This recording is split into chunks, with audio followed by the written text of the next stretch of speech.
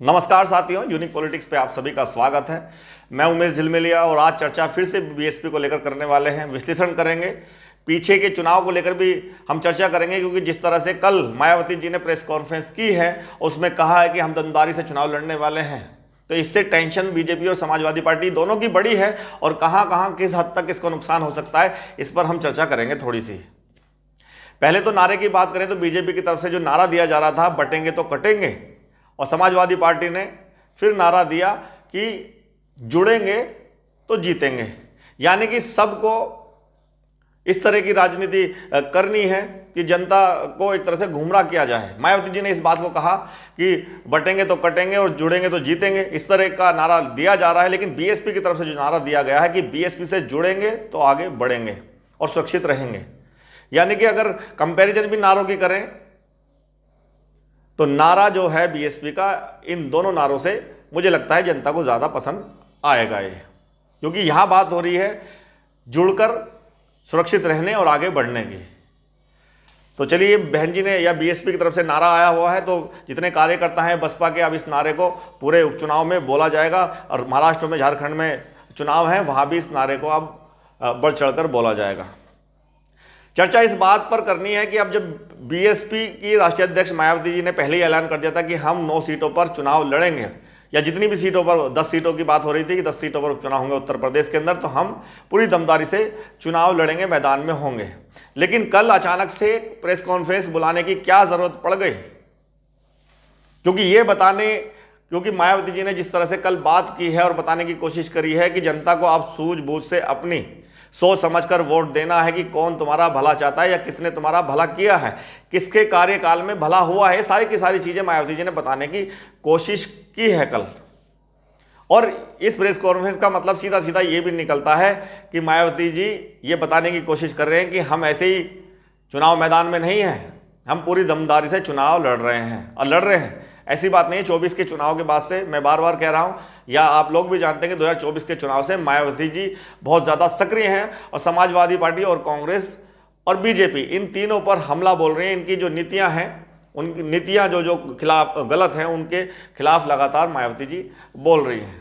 और SC व ST के आरक्षण को लेकर पूरे हरियाणा में उन्होंने रैलियां की, बताने की कोशिश करी कि किस तरह से SC व ST के लोगों को आपस में बांटा जा रहा है और आपस में झगड़ा करवाने के लिए कानून को लागू करवाने की कोशिश की जा रही है।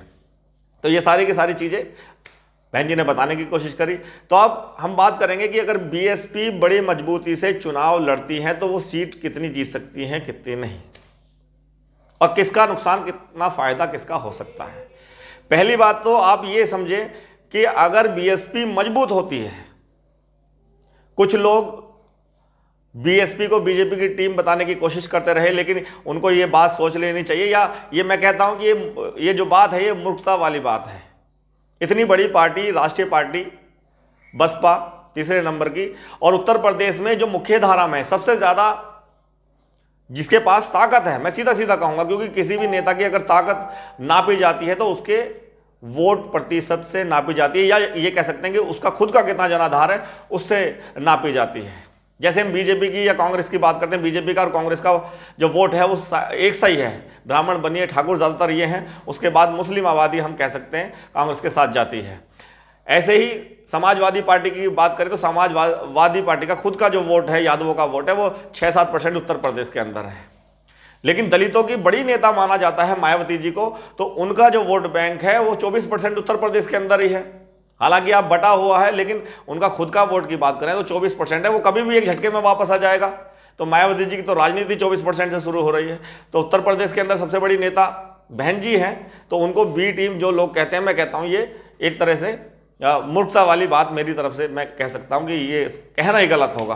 कहीं ना कहीं कोई पार्टी खड़ी होती है, किसी को नुकसान होता है, किसी को फायदा जरूर होता है, तो इस पर ही हम चर्चा करेंगे। उपचुनाव में जिस तरह से बीएसपी खड़ी नहीं होती थी, एक तो चुनाव लड़े, ये बहन जी ने भी कहा, उसके बाद ज़्यादातर चुनावों को छोड़ दिया, और जिसमें 19 से पहले या 22 के पहले की बात करें तो जितने भी उपचुनाव हुए हैं उसमें कहीं ना कहीं बीजेपी का फायदा हुआ, क्योंकि 12 से 17 का जो कार्यकाल रहा उसमें दलितों पर एक तरह से अत्याचार समाजवादी पार्टी में भी हुए हैं, और आरक्षण में प्रमोशन की बात जो रही थी, जिस तरह से बिल फाड़े गए थे, और बसपा के जितने भी बसपा ने जो काम किए थे, जो स्मारक वगैरह बनाए थे उनके नाम बदलना वगैरह बहुत सारी चीज़ें थी, जिससे दलित समाज, खास करके जाटव समाज उनके खिलाफ था। और जाटव समाज की आबादी उत्तर प्रदेश के अंदर ही दलितों में ही कहें तो सबसे ज़्यादा है, 15-16% है। तो इसीलिए उपचुनाव में बीजेपी को वोट देते थे, समाजवादी पार्टी को नहीं देते थे। ये पिछला चुनाव जो गया है 24 का चुनाव, इसमें हम कह सकते हैं कि इसमें कांग्रेस भी शामिल थी और समाजवादी पार्टी, दोनों ने मिलकर चुनाव लड़ा और एक नैरेटिव सेट किया संविधान वाला, आरक्षण वाला।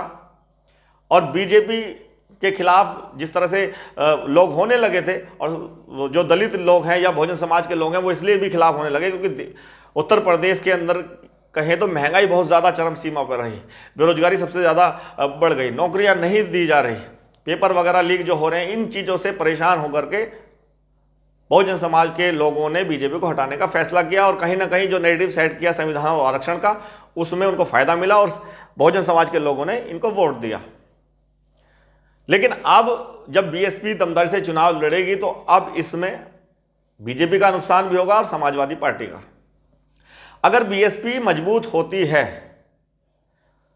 तो समाजवादी पार्टी कमजोर होगी, अगर बीएसपी आगे जाएगी, आगे बढ़ेगी, तो उसके लिए समाजवादी पार्टी कमजोर होगी, तभी ऐसा हो सकता है। क्योंकि उत्तर प्रदेश में 3 ही पार्टियां हैं, बीजेपी, समाजवादी पार्टी, बीएसपी। इनके अलावा अभी कोई बड़ी पार्टी नहीं है। कांग्रेस या आरएलडी, ये अकेले अगर चुनाव लड़ते हैं तो एक भी विधायक शायद नहीं जीत सकते हैं अपने दम पर। तो हम ये कह सकते हैं मुख्य जो पार्टियां, बड़ी पार्टियां तीनों हैं। और यहां पर अगर बीएसपी अकेले अपने दम पर चुनाव लड़ती है, मजबूती से चुनाव लड़ती है, और ये मजबूत होती है, तो यहां समाजवादी पार्टी कमजोर होगी और समाजवादी पार्टी के साथ जो भी होगा वो भी कमजोर होगा। इसका मतलब समाजवादी पार्टी का कमजोर होना बसपा के लिए बढ़िया है, बसपा का फायदा होगा। लेकिन यहां पे एक चीज निकल कर और आएगी कि अगर बीएसपी मजबूती से चुनाव लड़ती है तो कुछ सीटें जीत भी सकती है, जहां पर बहुत ज़्यादा आबादी बहुजन समाज के लोगों की है, मुसलमानों की भी है, क्योंकि पिछड़ा, दलित, ये सब मिल करके बीएसपी को वोट देते हैं। अगर वो माहौल ऐसा बनता है तो सीटें जीत सकती हैं, लेकिन फिर बीजेपी का भी फायदा होगा। बीएसपी के मजबूत होने से बीजेपी और बीएसपी दोनों का फायदा होगा। लेकिन अगर बीएसपी कमजोर होती है, जैसे आपने देखा कि 2024 के चुनाव में और 22 के चुनाव में कमजोर हुई, तो फिर समाजवादी पार्टी का फायदा होता है, फिर इनके सहयोगी दल कांग्रेस हो चाहे आरएलडी, उनका फायदा होता है जो भी समाजवादी पार्टी के साथ रहेगा। तो हम ये कह सकते हैं कि बीएसपी अगर मजबूत होगी तो बीजेपी और बीएसपी दोनों होंगी। लेकिन फिर कुछ लोग एक नैरेटिव सेट करने की कोशिश करेंगे कि बीएसपी मजबूती से चुनाव लड़ रही है ना, और बीजेपी को फायदा हो रहा है। बीजेपी को फायदा तो वैसे भी होगा, चंद्रशेखर आजाद भी चुनाव मैदान में हैं, लेकिन वो ज़्यादा नुकसान नहीं कर सकते। और AIMIM के जो पार्टी है उनके भी अब सारे प्रत्याशी उतर रहे हैं, तो समाजवादी पार्टी का तो नुकसान ही नुकसान है, उनको तो कोई फायदा अब नजर नहीं आ रहा। और 2024 में जिस बहकावे में आकर, जिस नैरेटिव में फंस करके बहुजन समाज के लोगों ने वोट दिया था, वो अब दोबारा तो वोट देने वाले हैं नहीं, वो बीएसपी पे ही देंगे। तो बीएसपी को वोट % अच्छा मिलेगा, वोट अच्छी मिल सकती हैं और सीटें भी निकल सकती हैं। लेकिन यहाँ बीजेपी और बीएसपी दोनों मजबूत होंगे और यहाँ नुकसान बाकी पार्टियों का हो सकता है जो समाजवादी पार्टी के साथ है। वैसे तो कांग्रेस को अलग ही कर दिया है, समाजवादी पार्टी ने अकेले अपने दम पर चुनाव लड़ रही है, या कह सकते हैं कि समर्थन दे दिया है उनको, लेकिन अकेली है मैदान के अंदर। तो इस पर चर्चा करनी इसलिए भी ज़रूरी है क्योंकि मायावती जी ने बहुत सारी बातें ऐसी कही हैं कि ये चुनावी जो घोषणा पत्र निकालते हैं, गारंटी देते हैं, ये सब गुमराह करने की चीज़ें। ये जो इन्होंने नारे दिए हैं, बटेंगे तो कटेंगे, जुड़ेंगे तो जीतेंगे, ये सब गुमराह करने वाली चीज़ें हैं। इनकी करनी और कथनी में बहुत फर्क होता है। लेकिन बीएसपी ने जो कहा नहीं वो करके दिखाया है, कोई मैनिफेस्टो जारी नहीं करती। बहुत सारी चीज़ें हैं बीएसपी की, और इसी चीज़ को लेकर कल प्रेस कॉन्फ्रेंस मायावती जी ने की और जनता से अपील की कि कार्यकाल जिसका अच्छा रहा, कंपैरिजन आप खुद कीजिए। मायावती जी का कहने का मतलब ये भी था कि तीनों कार्यकाल को आपने देखा, जनता आज बीजेपी के कार्यकाल को देख रही है 10 सालों से, और उत्तर प्रदेश में समाजवादी पार्टी भी रही, बसपा भी रही। तो आप जनता को कह रही हैं कि जनता खुद कंपैरिजन करे, तुलना करे कि किसने सबसे ज़्यादा नौकरियां दी, जिसने सबसे ज़्यादा स्कूल बनाए, कॉलेज बनवाए, यूनिवर्सिटियां बनाई। तो सबका कंपैरिजन करके आप विकास पे वोट दें। और कानून व्यवस्था अच्छी रही तो सुरक्षित वाला जो नारा है वो इसलिए दिया है। अगर उत्तर प्रदेश में विकास हुआ है तो वो बसपा में हुआ है, ये पूरी कहने की कोशिश की है, और वोट इसी आधार पर देनी है। और अगर इस आधार पर देते हैं तो बीएसपी अकेले भी चुनाव